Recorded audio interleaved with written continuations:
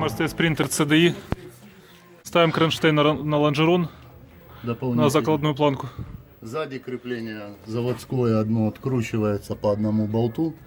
Заднее крепление. Вот это что у нас. Это крепление балки. На крепление балки ставится. То есть заводской болт выкручивается и ставится на него уже, защита установлена. Вот второе место. Делаю. Подтягиваем слегка, Подтягиваем слегка болты.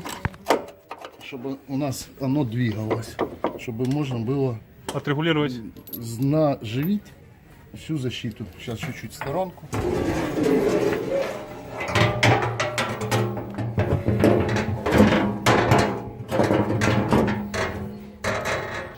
Передняя.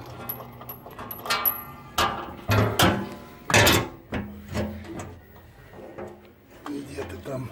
Вот он. Второй.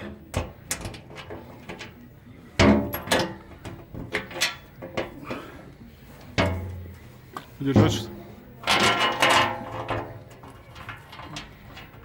Кручиваем второй болт переднего крепления. Сколько здесь вообще установочных 4. отверстий? То есть два крепления спереди в лонжерон и два сзади. В обратной последовательности. Крепления все по отверстиям совпадают. Да, все четко и красиво. Додумывать ничего не нужно, тем более прорезать, досверливать. Элементарно просто. Для этого понадобится 2 головки и 1 ключ. Ключ на 16 и 2 головки 16-17. И теперь затягивается. Юр, тестировать будешь защиту по ямам сегодня? Не собирался. Нет? По ямам тем более дорого.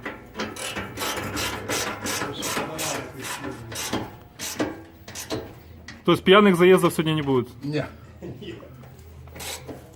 Как и трезвых. Вот уровень защиты. То есть она становится вровень лонжероном. Да, она Вот лонжероны, то есть защита вообще клиренс не забирает. Вот этот миллиметраж. Она очень хорошо защищает от грязи моторный отсек. Да, больше ролики меньше изнашиваются. Чего же ставится?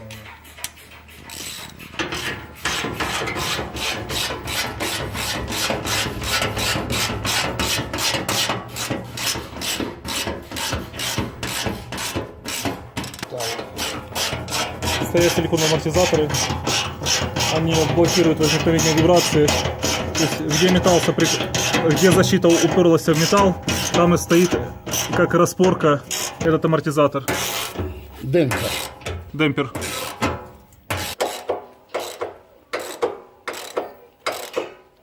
Все. Защита установлена. Юр, ну что, не прошло и 5 минут? Да. Видишь, как оперативно. Одевай металлические перчатки, как Тор, будешь пробивать броню.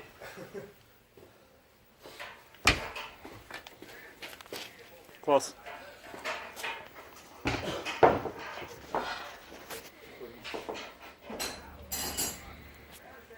Ставили на яме без проблем. Справляется один человек, не надо никакие опоры выставлять. Единственное, что для замены масла нужно снимать защиту. Но это не проблема, как вы видели, защита ставится за 5 минут, точно так же и снимается.